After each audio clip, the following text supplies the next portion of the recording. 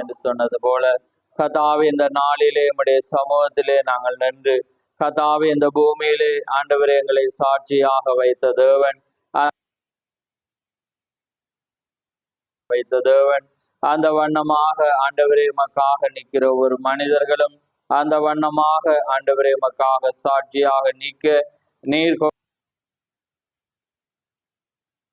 கதாவே இந்த புதிய மாதத்திலே ஆண்டவரே உம்முடைய கிருபையினால் எங்களை நடத்த போற மேலான இந்த கிருபைக்காக உம்முடைய சமூகத்தில் எங்களை தாழ்த்துறோம். ஒவ்வொரு வார்த்தையும் ஜீவனாயிருக்கிறது, ஒவ்வொரு வார்த்தையும் பற்றிய வெளிப்பாடாயிருக்கிறபடினால் ஆண்டவரே ஒவ்வொரு வார்த்தையின் அலங்காரத்தோடு நாங்கள் வரத்தக்க தேவன், வார்த்தையாகிய உருவாக்கின தேவன், இந்த நாளிலே ஆண்டவரே அந்த வார்த்தைகளை எங்களுடைய வாழ்க்கையோடு ஒப்பிட்டு கத்தாவே செய்ய போற அந்த கிருபைக்காக உமக்கு சோத்திரம். இந்த மாதத்தை ஆசீர்வதியும். கடந்த மாதம் முழுவதும் நீரங்களை கண்மணி போல பாதுகாத்த அந்த கிருபை பாதுகாத்த கிருபைக்காகவும் எங்களுக்கு நன்மை செய்த கிருபைக்காகவும் இந்த மாதத்திலும் எங்களோடு கூட இருந்து எங்களை நடத்த போற அந்த கிருபைக்காகவும் காரியங்களும் தேவையோடு இருக்கிற பிள்ளைகளையும் ஆண்டவரே நீர் வியாதியோடு பலவீனத்தோடு இருக்கிற ஒவ்வொருவரையும் நீர் காண்கிற தேவனாயிருக்கிறபடினால் ஆண்டவரே கிருபை கூடாக நீர் கதாவே ஒவ்வொருவரையும் ஆசிர்வதித்து நீர் வழி நடத்த போற தயவுக்காக உமக்கு சோத்திரம். திறக்க போற வார்த்தை ஆசிர்வதியும் அந்த எங்களோடு இடைப்படும் யாவை உம்முடைய கரத்திலே தாழ்த்தி இயேசு கிறிஸ்துவின் நாமத்தில் கேட்கிறோம். ஆமென், ஆமென். நாங்கள் வேத பகுதியை வாசிப்போம். நீதிமொழிகள் 21வது அதிகாரம், அதிலே நீதிமொழிகள் 21, 22 நாங்கள் வாசித்த வேத பகுதி தான். இந்த நாளிலே அதிலிருந்து ஒரு பொருளை நாங்கள் உங்களுடைய பட்டணத்தின் மதிலை ஞானமுள்ளவன் ஏறி பிடித்து அவர்கள் நம்பின அரணை இடித்து போடுவான். ஆமென்.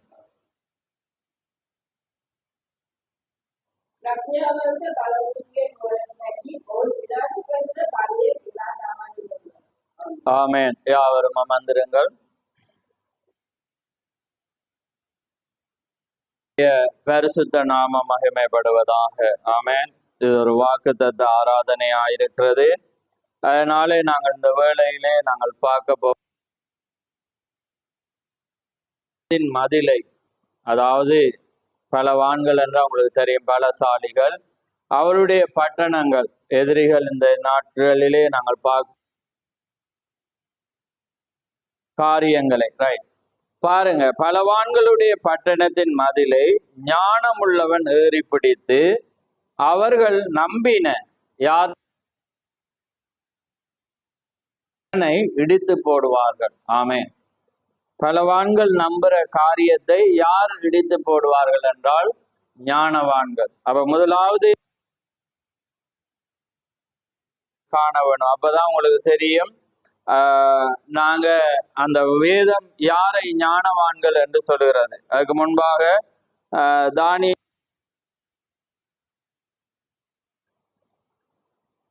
தானியல்ல 12:3 நான் வாசிக்கிறேன் பாருங்க.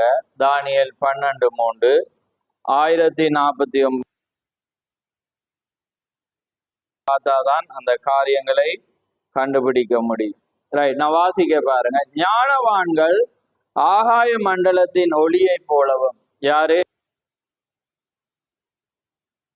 போலவும், அநேகரை நீதிக்குட்படுத்தினவர்கள் நட்சத்திரங்களை போலவும் என்றென்றைக்கும் உள்ள சதா காலங்களிலும் பிரகாசிப்பார்கள். பாருங்க, ஞானவர்களும் தேவனுடைய ராஜ்யத்திலே சமூகத்திலே எப்படி இருப்பாங்களாம்? என்றென்றைக்கும் சதா காலங்களிலும் பிரகாசிப்பவர்களாய் இருப்பார்கள். அடுத்தது 8 வாசிங்க. ஏன்னா ஞானவான்கள் யார் என்பதை நாங்க பார்த்தாதான் உங்களுக்கு அது டக்கண்டோன பிடிப்பீங்க. நிறைய இருக்கு, ஆனா நான்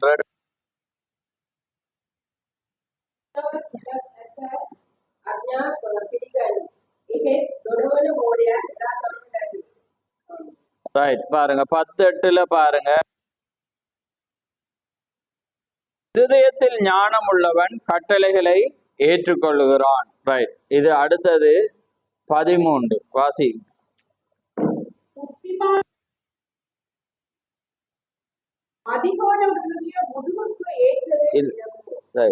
13 சிங்களத்துல வாசி. 13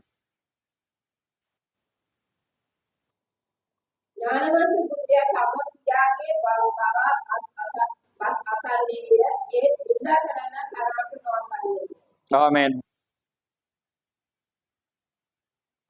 தகப்பனுடைய போதகத்தை கேட்கிறான், பரியாசக்காரனோ கடிந்து கொள்ளுதலுக்கு செவி கொடான். பாருங்க, போதகத்தை கேட்கிறான். யார் தகப்பன்? நம்முடைய தேவன். அப்ப ஞானம் உள்ளவன் தேவனுடைய கட்டளைகளை ஏற்றுக்கொள்ளுகிறான், கட்டளையின்படி நடக்கிறான் என்றதான் வேதம் தொடர்ச்சியாக. என்ன வேணுமென்றா 119 98 பார்ப்போம் சங்கீதத்துல.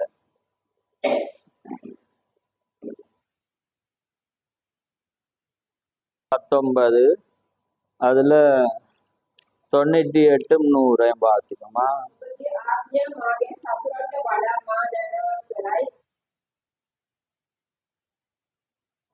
ஆமென்.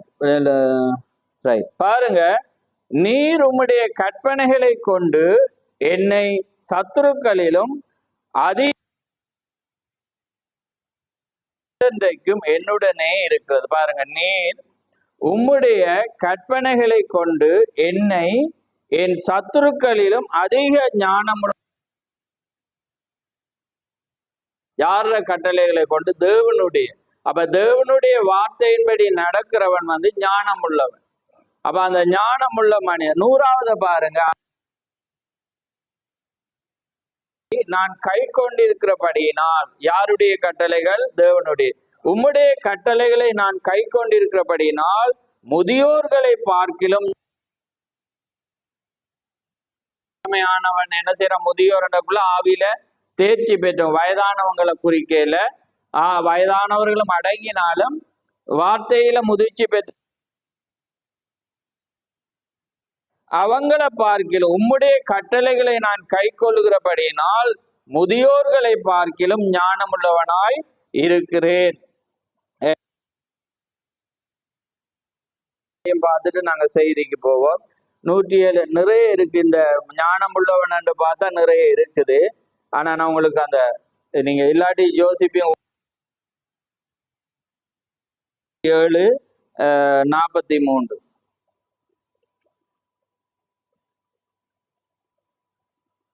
ரைட், பாருங்க, எவன் ஞானவான்கள் கர்த்தருடைய கிருபைகளை உணர்ந்து கொள்வார்கள். ஆமென்.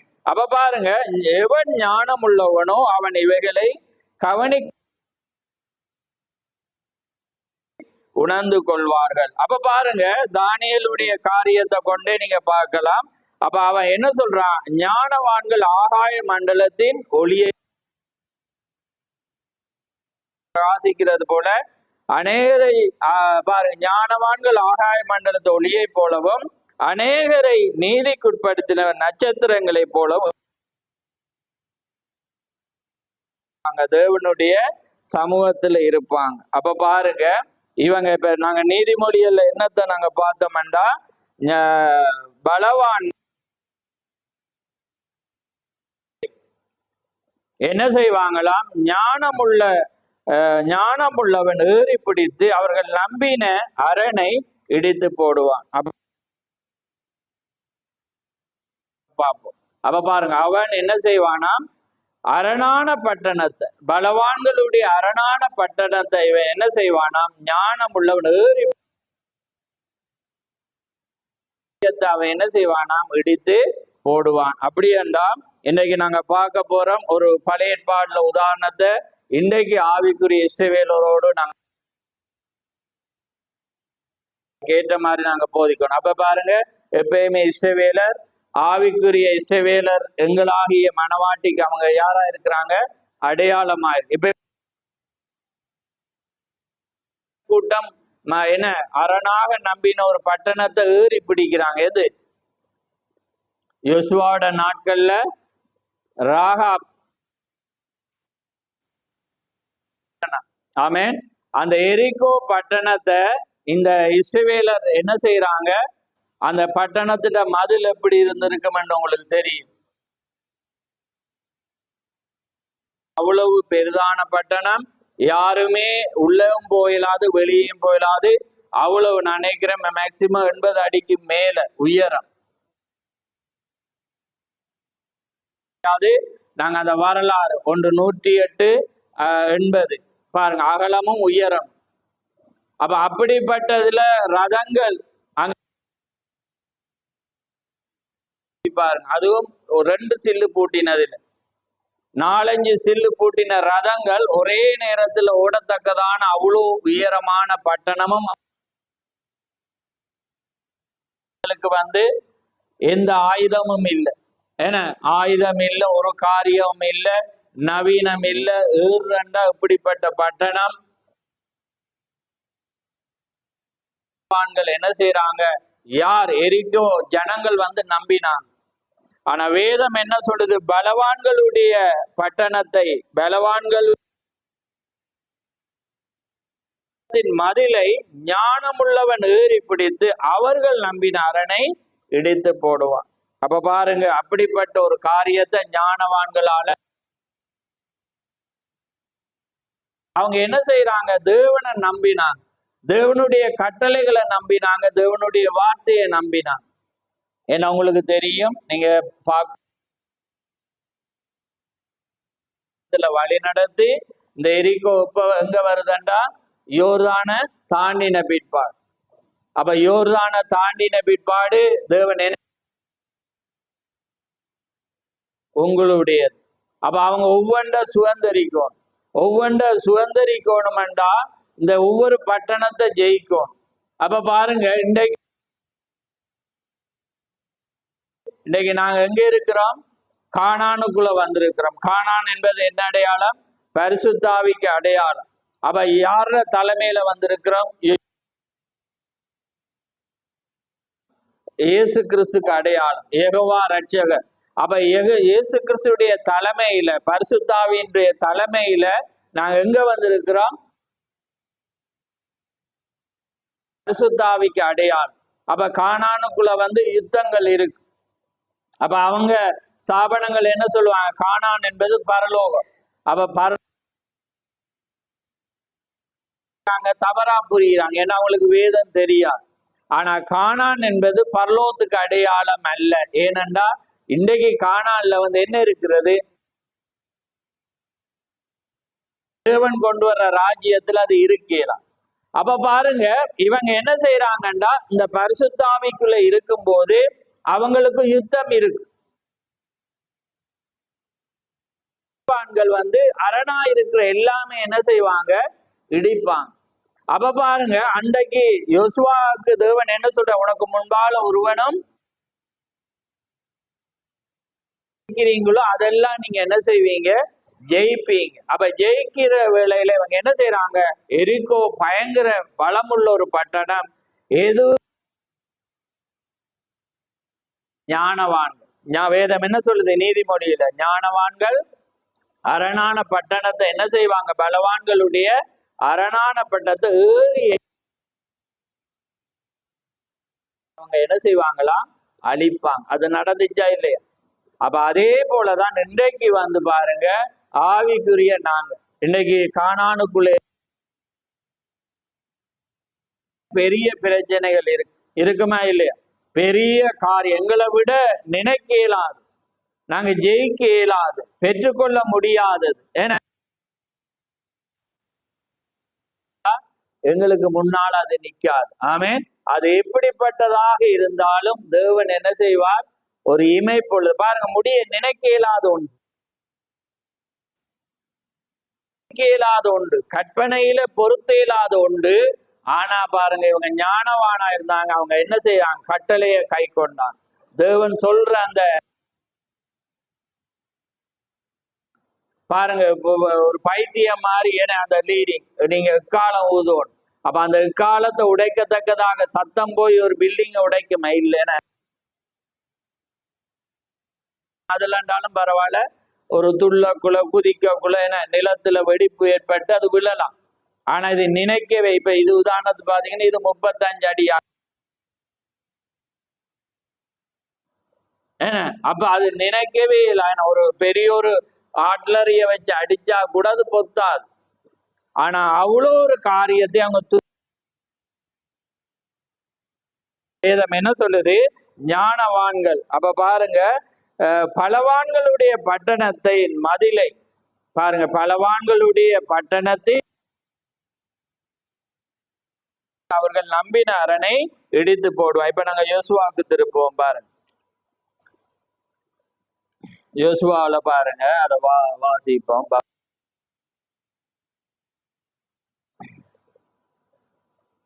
20ஆம் வசனத்தை நான் வாசிக்கிறேன் பாருங்க. எங்களுக்கு அது பரிச்சயமான வசனம் என்றபடியே தான் நான் கதையை சொல்லிட்டு அந்த ஒரு வசனம்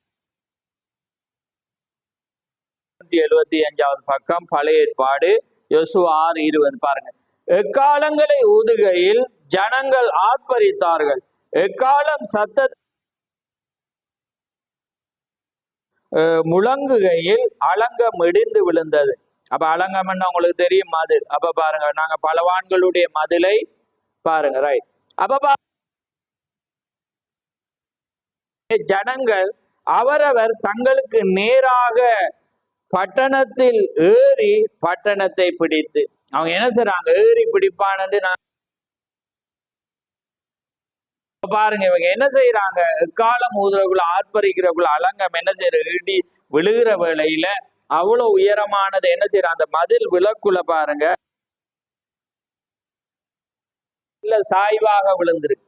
அப்ப விழுந்தோன அந்த அந்த அந்த கற்கள் எல்லாமே என்ன செஞ்சுட்டு இப்படி சாய்மானமா விழுந்துட்டு. அப்ப அந்த கற்களை 80 அடி உயரமண்டக்குள்ள மேக்சிமம் அது விழுந்தா கூட அது என்ன செய்யும்? அந்த விழுந்த கல்லு கூட ஒரு 10-15 அடி உயரமா இருக்குமே. அதை என்ன செய்ய விழுந்தா அப்படி இருக்கும், நாங்க ஏறுறதுக்கு ஈஸியா இருக்கும். சாய்மானமாவே சமனாவே இருந்தா சறுக்கு. ஆனா கல்லு இடிஞ்சு விழுந்தா அப்படி இருக்கும், ஒரு ஸ்டெப் மாதிரி இருக்கும். இவங்க என்ன செய்யறாங்க? ஆனா கட்டி இருக்கக்குள்ள இப்படி இருந்துச்சு, பொலிசா நேரா ஏறலாம். ஆனா இடிஞ்சு விழுந்தோன்னா அது இப்படி ஒரு சாய்மான போக்குல அது விழுந்தபடினா பட்டணத்துக்குள்ள போய் என்ன செய்யறாங்க? பட்டயத்தை எடுத்து வந்து வெட்டி வந்து சாய்க்கிறாங்க. பாருங்க, நேராக பட்டணத்தில் ஏறி வாலிபரையும் கிழவரையும் ஆடு மாடுகள் கழுதை சகல பட்டயனை இருந்தார்கள். அங்கே என்ன நடந்தது? அதுக்கு பிறகு ராகாப் வர்றா. அதுக்கு பிறகு நாங்க அது மட்டும் பார்ப்போம். அப்ப பாருங்க, பலவான்களுடைய பட்டணத்தின் மதிலை ஞானவான்கள். அப்ப ஞானவான்கள் பாருங்க, பரலோகத்துல எப்படி இருப்பாங்கன்னு, எப்படி தேவண்ட கட்டளையை மதிப்பாங்க, தகப்பனுடைய போதகத்தை அவங்க செவி கொடுப்பாங்க, என எல்லாமே அவங்க செய்வாங்க என்பதை நாங்க வாசிச்சோம். அப்ப பாருங்க ஆவிக்குரிய. அப்ப இன்றைக்கு நாங்க தேவனுக்குள்ள வந்து தேவன் எங்களுக்கு ரட்சிப்பை தந்தாலும் எங்களுக்கு என்ன இருக்கு? போராட்டங்கள் இருக்கு, என்ன யுத்தங்கள் இருக்கு, தேவைகள் இருக்கும், பலவீனம் இருக்கும், வியாதி இருக்கும், என துன்பங்கள் இருக்கும், எல்லாமே இருக்கு. ஆனா நீங்க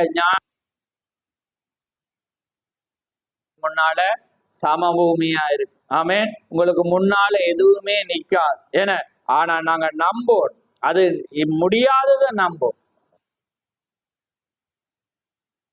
அதை எழுதி வச்சா கூட அது முடியாத ஒரு அதிசயமாக தேவன் அதை செய்வார். ஆமே, உங்களுடைய வாழ்க்கையிலும் என்னுடைய வாழ்க்கையிலும் அதை செய்ய அவர் வல்லவர்.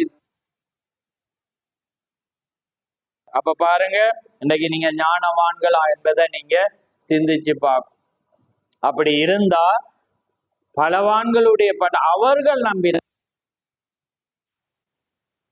அதே போல இப்ப மருத்துவர் சொல்லுவார், ஏன்னா இது முடியாது, ஏன்னா இப்ப உலகத்துல ஒரு காரியம் பார்க்கல அது முடியாதுன்னுவாங்க. ஏன்னா அவங்க அந்த ரூல்ஸ் படி சட்டப்படி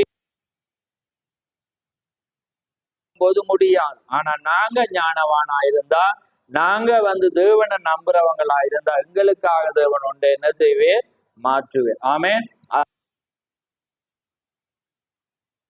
நாங்க பாக்குற எப்படிப்பட்ட காரியமா இருந்தாலும் தேவன் அதை செய்வார். அப்ப இன்றைக்கு அதே போல எங்கட வாழ்க்கையில இருக்கலாம். நாங்க சோர்ந்து போகாத தேவனுடைய காரியங்களை விசுவாசத்துல நாங்க ஜெயிக்கும் போது, விசுவாசிக்கும் போது அது எல்லாமே என்ன செய்யப்படும், ஒரு நொடி பொழுதுல. நான் முடிக்க போற இது வாக்கு தத்தமா இருக்கிறபடினால் அப்ப பாருங்க அவங்க எப்படி ஆர்ப்பரித்தாங்க.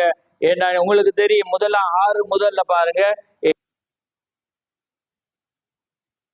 பட்டிருந்தது, ஒருவரும் வெளியே போகவும் இல்லை, ஒருவரும் உள்ளே வரவும் இல்லை. ஆனா கர்த்தர் யோசுவாவை நோக்கி, எரிகோ அது ராஜாவையும் யுத்த வீரர் உன் கையில். ஏற்கனவே வாக்கு தத்துவம் சொல்லிட்டு ஏன்னா அவங்க ஆரம்பிக்க யோர்தானை தடந்தி வந்தோனே தேவன் சொல்லி, இது உங்களுக்கு முன்பாக இருக்கிறது, நீங்க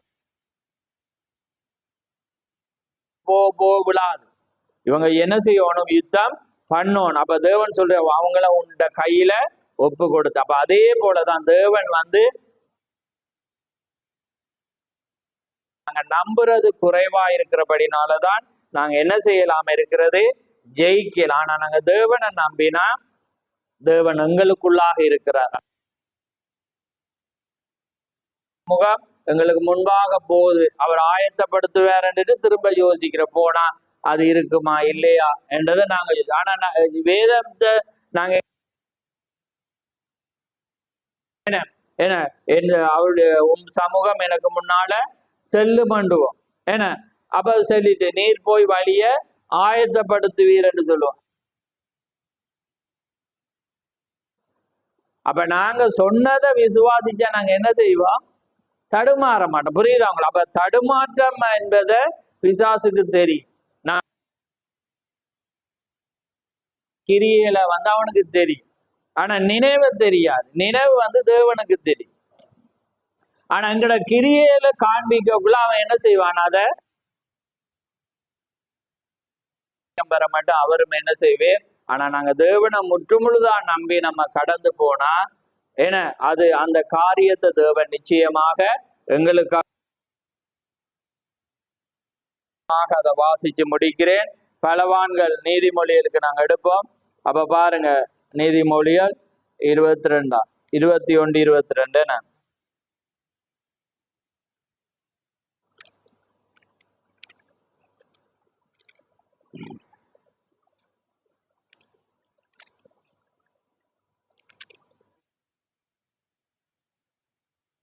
இதிலே ஞானம் உள்ளவன் ஏறி பிடித்து அவர்கள் நம்பின அரணை இடித்து போடுவான். அப்ப இது நடந்துச்சா இல்லையா? அப்ப பாருங்க, அது தேவன் அப்படி அரணான பட்டணம். ஏன்னா தேவனங்களுக்கு வாக்கு தத்தம் பண்ணு, அதை நாங்க விட்டுட்டு ஓடையலாம். ஏன்னா தேவன் என்ன செஞ்சிருக்கிற, இந்த தேசத்துல அவர் வாக்கு தத்தம் பண்ணிருக்கு. அப்ப அதை நாங்க என்ன செய்யணும், இஸ்ரவேல் ஜனங்கள் அதை சைட்டால போயிடலாம், அதை ஜெயிச்சுட்டு தான் என்ன செய்யணும், போகும். ஏன்னா யுத்தம் பண்ற, ஏன்னா தேவன் சொல்லிட்டேன், யுத்தம் உங்களுடையதல்ல என்னுடையது. ஆமே. அப்ப யுத்தம் செய்கிறவர் அவர். பழைய ஏற்பாடுல யுத்தம் தேவன் தான் அவங்களுக்கு பின்னால். ஏன்னா அதனாலதான் தாவீது என்ன செய்யறான், நம்பிட்டு அவன் கேட்கிறான், ஆண்டவரே நான் யுத்தத்துக்கு போகணுமா போகணுமா? அவர் சொல்ல, நீ போ. பூச்சின்ற இறைச்சலை கேட்கக்குள்ள நீ என்ன செய்யணும், யுத்தத்துக்கு போகணும். அப்ப பாருங்க, தேவன் ஒரு சவுண்ட வச்சிருக்கிற, அந்த இறைச்சலை கேட்க மட்டும் போகலாம்.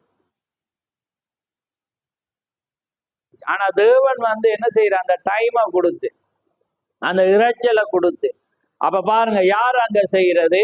தேவன் தான் செய்யற. அப்ப தேவன் ஜெயிக்கிறான். அப்ப பாருங்க, தேவன் ஒரு மனிதனை போல அந்த தாவீதுக்கு வந்து ஒரு ஆலோசனை, அதே போலதான் இன்றைக்கு தேவன் ஒரு ஆலோசனை கத்தராக அவர் என்ன செய்யற, இன்றைக்கு என்ன செய்வார்?